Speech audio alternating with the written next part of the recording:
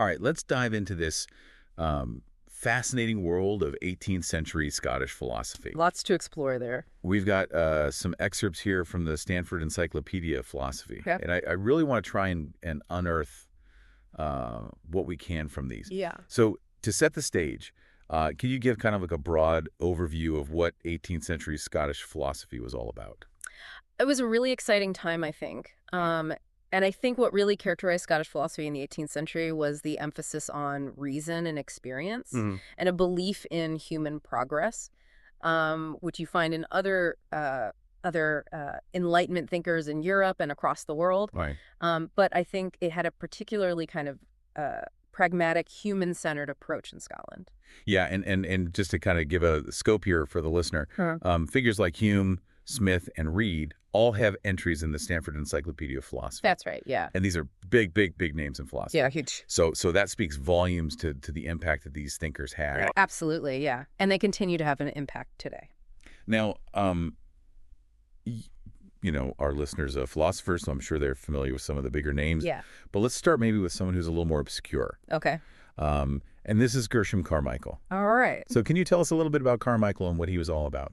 So Carmichael is really important because he's often seen as bridging the gap between the European natural law tradition Mm-hmm. and the Scottish Enlightenment. Yeah.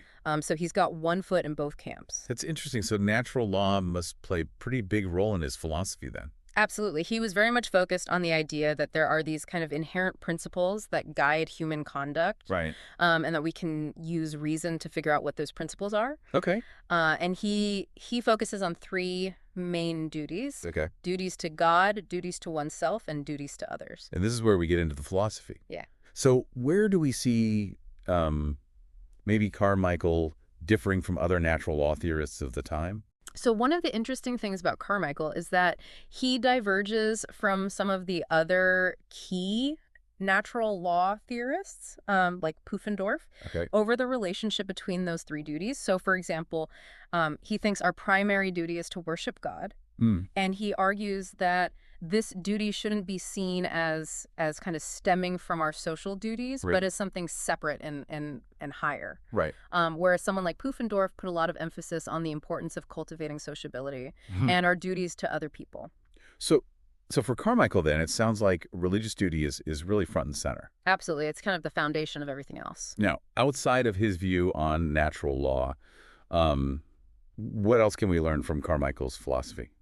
So he was very interested in this idea of cultivating a well-ordered mind. Right. He's actually quite influenced by Stoicism, and he argued that we could achieve a kind of inner peace and fulfillment by aligning our thoughts and actions with reason and virtue.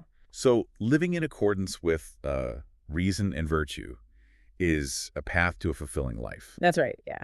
Okay, so let's move on to another big name in Scottish philosophy, someone who challenged a lot of prevailing views. Okay. And this is Francis Hutcheson. Right. So Hutcheson was kind of a bit of a rebel in the philosophical world, wasn't he? Yeah, he was. He challenged some of the big figures, like Hobbes, for example. He disagreed with Hobbes's idea that human nature is fundamentally egoistic and driven by self-interest. So he's pushing back against that kind of like dark view of humanity. Yeah, that kind of cynical view. Yeah. Yeah.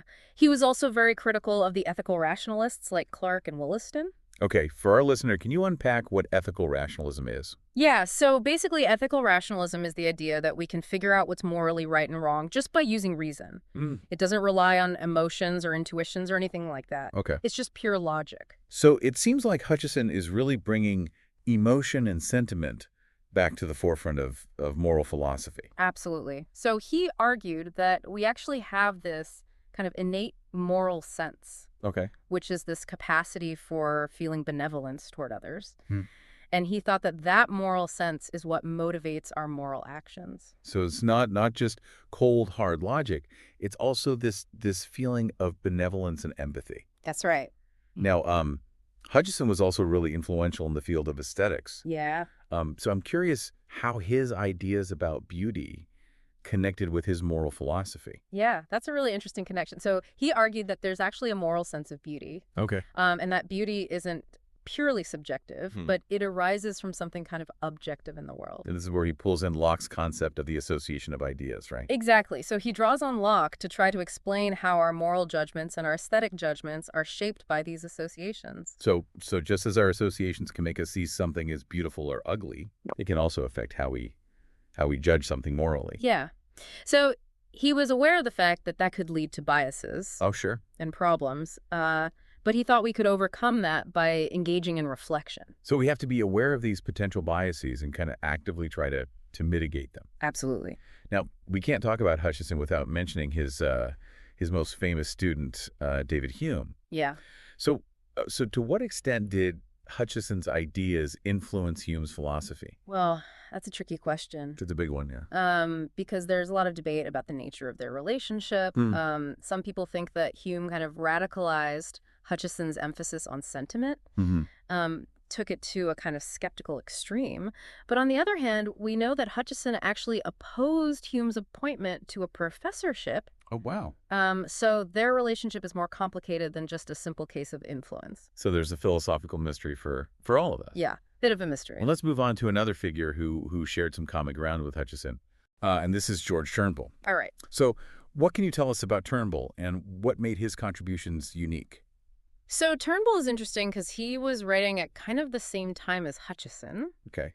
and he was actually predating some of Hutcheson's published works. So there's a lot of interesting overlap Yeah. between their ideas. And Turnbull was really interested in what you might call the experimental method in philosophy. Okay. So this is the idea that we should observe human behavior to figure out how our minds work. Okay, so similar to what Hume would later champion. Yeah, this kind of empirical approach to Yeah. understanding human nature. Did Turnbull offer any kind of like unique perspectives within this framework? Yeah, so he developed this really interesting concept called providential naturalism, Okay. which is the idea that because God created our nature, including our faculties for understanding the world, our senses, our reason, our moral intuitions, Right. those must be fundamentally trustworthy. So God wouldn't design us to be constantly deceived by our own faculties. Exactly, yeah. So it's an interesting blend of empiricism and religious belief. I'm sensing a pattern here with a lot of these Scottish thinkers wrestling with the relationship between reason, experience, and faith. Yeah, that's a recurring theme for sure. Okay, let's keep going with this theme with another figure who had some really unique ideas about beauty, morality, and even God. Okay. This is Lord Kames. Right. So what can you tell us about Kames and what made his contributions stand out? Well, he was certainly a controversial figure. Oh, yeah. And one of the things that's really interesting about him is his approach to beauty. Okay. He basically defined beauty as anything that gives pleasure. Okay, so a very broad definition of beauty. Yeah, very broad. Some might even say a little subjective. Yeah, for sure.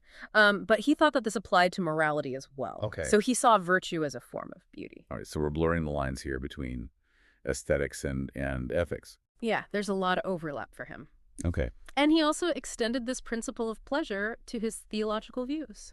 And this is where things get even more interesting, especially for our philosopher listener. Yes. So, we've got Hume arguing that we can't really infer God's perfection from the imperfections of the world. Yeah, that classic problem of evil. Right, right. How does Kames respond to that? So Kames thinks that we can draw conclusions about God that go beyond what we can strictly prove through reason. Okay. And he argues that we actually have a natural tendency to see the world as predominantly good, even with all its imperfections. Okay. And he thinks that points to a benevolent creator. So he's not just relying on pure logic here. No. He's suggesting that we have this kind of inbuilt faith, this optimism that guides our understanding of God. Right. But then he takes things a step further. Oh. Which is always fun with Kames. Right.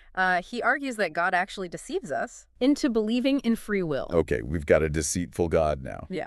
But he thinks this divine deception is necessary for us to live as moral agents. So it's like a necessary illusion. Yeah, kind of. Okay. And he even draws an analogy to our perception of things like colors and sounds, which aren't inherent qualities of objects, but sensations created in our minds. Was he saying free will is kind of like a mental construct? Right.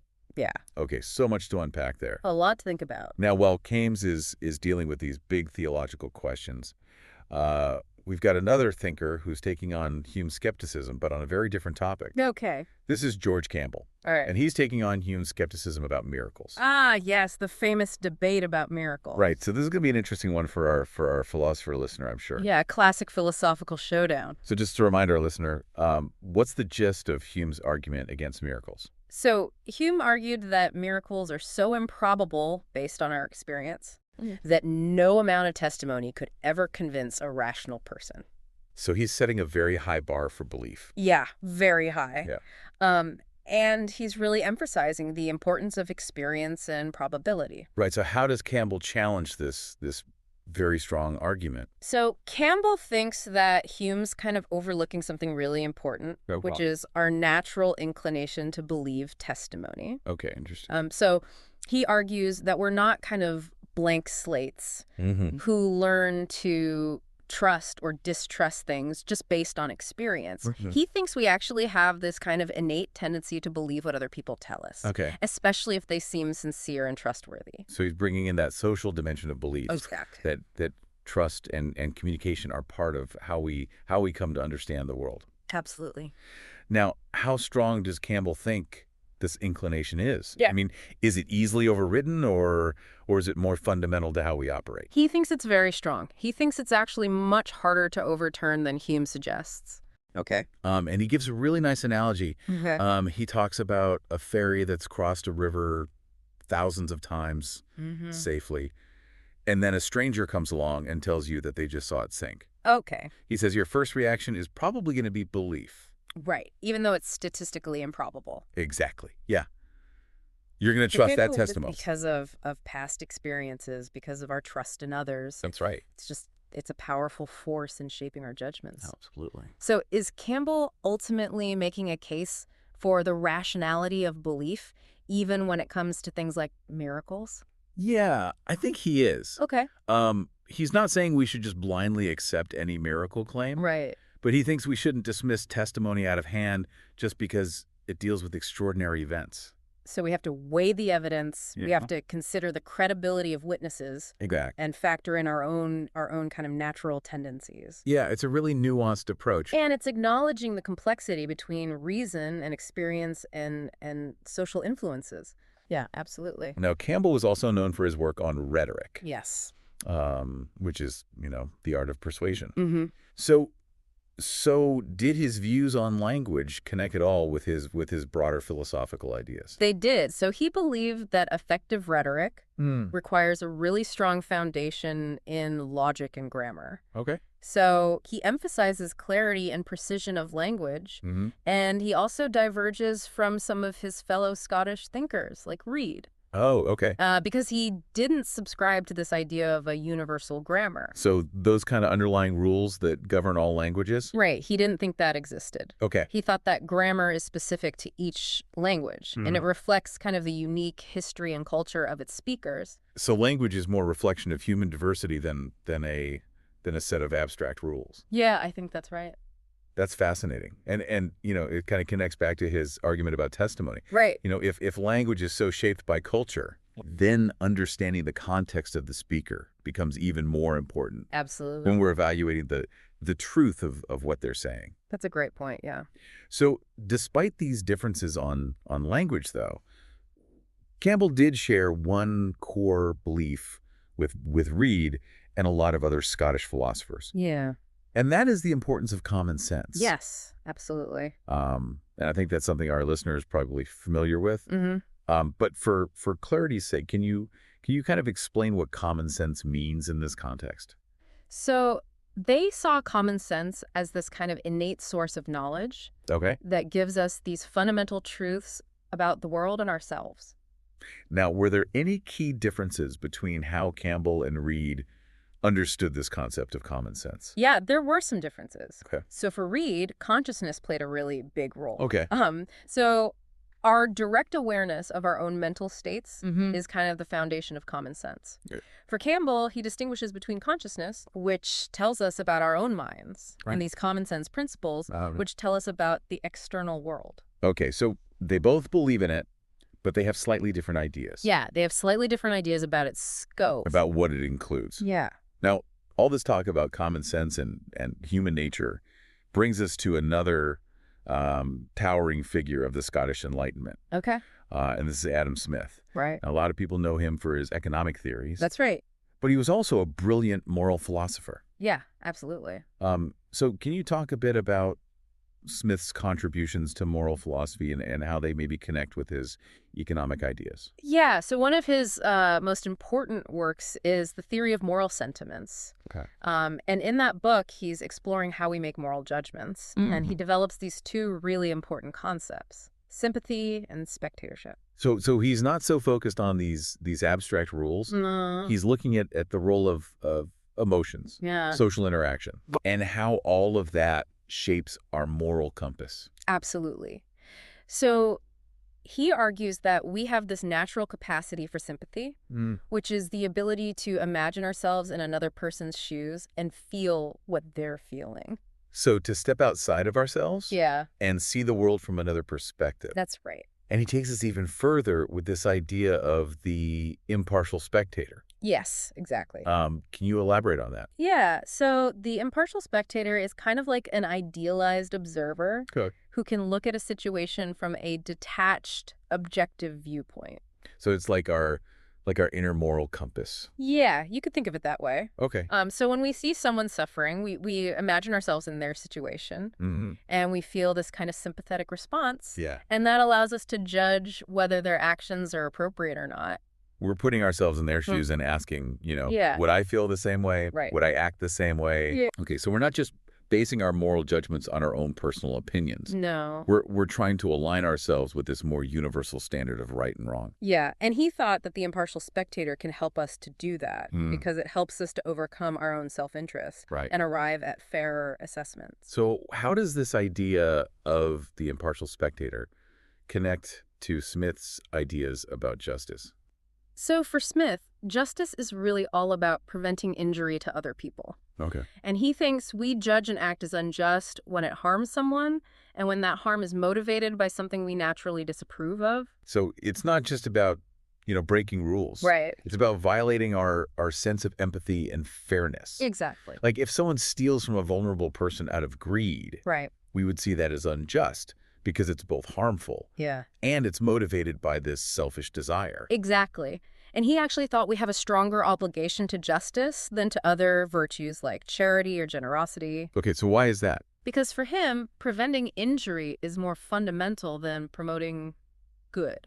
So it's kind of like, don't hurt others comes before go out of your way to help others. Yeah, it's about establishing this kind of baseline of ethical behavior. Yeah, that makes sense. Yeah. Now, is that where we see a key difference between Smith and Hume? Yeah, that's one of the key differences. So Hume grounded our approval of justice in its utility. Okay. So how useful it is for society, Right. whereas Smith thought it goes deeper than that. So for Smith, it's not just this cold calculation. No. It's a deeply felt moral sentiment. Exactly. He thought even the most kind of unthinking individuals have this abhorrence of injustice. It's like we're hardwired for fairness. Yeah, he thinks it's instinctual. Okay, that's super interesting. And I know our listener, as a philosopher, is going to appreciate this next point. Okay. Smith also turned his philosophical lens to religion. He did. Yeah. So how did he approach that? So he developed this naturalized account of how religious beliefs arise. Okay. So he saw early religious beliefs as kind of precursors to science and philosophy, attempts to explain the world and cope with things we can't control. So it's not necessarily about divine revelation. Right. It's a human response to the unknown. Exactly. Yeah. And he thought that even though religion might be a human construct, it often reinforces our moral values. Okay, so it serves a social function. Yeah, kind of a social sanction for good behavior. Even if you don't buy into the specific, doctrines, Right. it still has this positive effect. Yeah, okay. So again, we're seeing that interplay of reason, experience, and belief. Absolutely. Now, let's talk about another figure who grappled with these ideas. Okay. This is Hugh Blair. Right. Now, I know he was a prominent preacher, but how did his philosophical views kind of come into play? So Blair was very much influenced by Stoicism. Okay. He really emphasized self-control and resilience. and living in accordance with reason and virtue. And he even thought that our uncertainty about the afterlife Mhm. is actually beneficial Oh, interesting. Why is that? because it forces us to develop these stoic virtues like Yeah. self-control and self-denial. So the unknown actually motivates us to live a virtuous life in the here and now. Exactly. He thought our time on Earth is meant for learning and growth, Hmm. and that cultivating inner virtue is the key to true happiness. So it's not about chasing external pleasures. Right. It's about developing that inner strength and moral character. Exactly, yeah. A very stoic view. A timeless message. Yeah. But not all of the Scottish Enlightenment thinkers were on board with this idea of linear progress Right. toward happiness and fulfillment. That's right. So someone like Adam Ferguson, who is a contemporary of Blair and Hume, Okay. was a bit more skeptical. In what way? Well, he didn't necessarily think that human happiness was increasing over time. Okay. He thought maybe some earlier societies might have been just as content. So he's challenging that assumption that modern is always better. Yeah, he was very critical of the idea of progress. Interesting.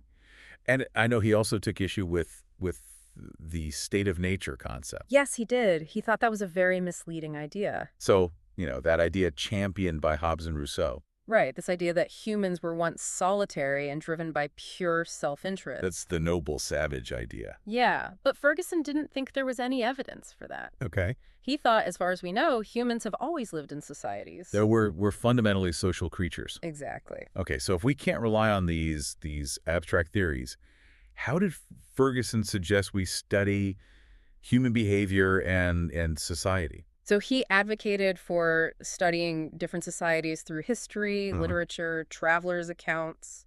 So looking at the diversity of human experience. Yeah, getting a more grounded Uh, understanding. more empirically driven. Absolutely. Kind of like what Turnbull was arguing for. Yeah, there's a lot of overlap there. It's all connected. It is, yeah.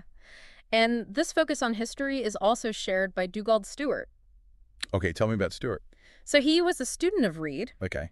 and he developed this method called conjectural history. Ooh, I like the sound of that already. What is that? So it involves using our knowledge of human nature Okay. to make educated guesses about the past, Okay. especially when we don't have a lot of direct evidence. So we're filling in the historical gaps Yeah. by asking, okay, given what we know about human psychology, Right. what's the most likely explanation for this event, Exactly. for how this development happened? Yeah, he thought that was a much better way to understand history. And just attributing everything to, God or miracles or whatever. Right. He wanted to emphasize the human factors at play. Okay, and this emphasis on human nature as a driving force in history, Yeah. that was something that Hume was also really interested in. Absolutely. They both saw history as this valuable tool for understanding ourselves. It can illuminate the present. That's a good point. Well, we've covered a lot in this deep dive. We have. From natural law and moral sense to aesthetics, Mm-hmm. religion, conjectural history. It's been quite a journey It has. through 18th century Scottish philosophy. Yeah, and as we've seen, these weren't just, Yeah. armchair philosophers pondering abstract ideas. Right. They were really engaged with the world around them, Mm. trying to find solutions to real problems. And that's what makes them so relevant, right? Absolutely. I think their ideas are still incredibly relevant today. To all these big debates about morality, Yeah. justice, the role of government, Mm-hmm. what it means to live a good life. For sure. So as we wrap up this deep dive, Yeah. is there one key takeaway that you would want our listener to keep in mind? I think one of the things that really runs through a lot of their work Mhm. is this idea of moral sentiment. Okay. So they recognize that our moral judgments aren't just cold, hard logic. They're intertwined with our emotions, our intuitions, our capacity for empathy. We're social creatures, Yeah. driven by connection Yeah, and belonging, and that shapes our moral sense. absolutely. And they thought that that was kind of the foundation for building a just society. We're not just rational machines. Right. We're feeling creatures, Yeah, and that's what makes us moral. exactly. I think that's a really powerful message, especially today. It is. To our listener, we encourage you to keep exploring this rich legacy of the Scottish Enlightenment. Yes, there's so much to discover there. So many insights to be gained from these brilliant minds. Absolutely. Keep questioning, keep learning, and keep seeking a life of meaning and purpose. Beautiful. And on that note, we'll bid you farewell. Until next time. Until next time, keep diving deep. So for Smith, justice is all about preventing injury to others. Okay. And we judge an act as unjust when it harms someone, and that harm is driven by something we just naturally disapprove of. So it's not just about breaking the rule. It's about violating our sense of empathy. Yeah, our sense of fairness. Yeah, like if someone steals from a vulnerable person out of greed, we would Right. see that as unjust Yeah. because it's harmful, Yeah. but also because it's motivated by selfishness. Exactly. And he actually thought that we have a stronger obligation to justice than to other virtues like charity or generosity. Okay, so why did he think that? Well, because for him, preventing injury is just more fundamental than promoting good. So don't hurt others Yeah. comes before. Go out of your way to help others. Yeah, you got to kind of establish that baseline first. Right, establish that ethical baseline. And Yeah. is that where we see a difference between Smith and Hume? Yeah, that's one of the key differences between them. Okay. So Hume grounded our approval of justice in its utility. Okay. So its usefulness to society. Okay. But Smith thought our sense of justice goes deeper than that. So it's not just a cold calculation. It's a moral sentiment. Yeah, it's something we feel very strongly. We feel it in our gut. Yeah, he thought that even the most unthinking individuals just abhor injustice. Like it's instinctual. Yeah, It's like we're hardwired for fairness. right. And I know our listener, being a philosopher, is going to love this next point. Okay. Smith also turned his philosophical lens to religion. He did? So how did he approach that topic? Well, he developed this naturalized account of how religious beliefs arise. Okay. So he saw early religious beliefs as these kind of precursors to science and philosophy, Cool. attempts to explain the world and cope with things that we just couldn't understand or control.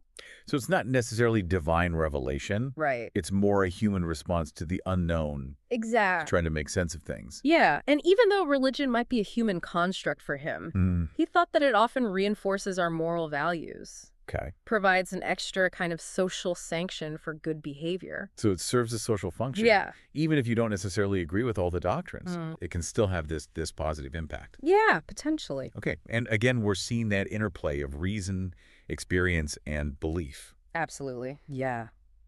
Now, speaking of moral values, Okay. let's talk about another figure, Right. Hugh Blair. Okay. So I know that he was a prominent preacher, Yeah, very influential preacher. but how did his philosophical views come into play?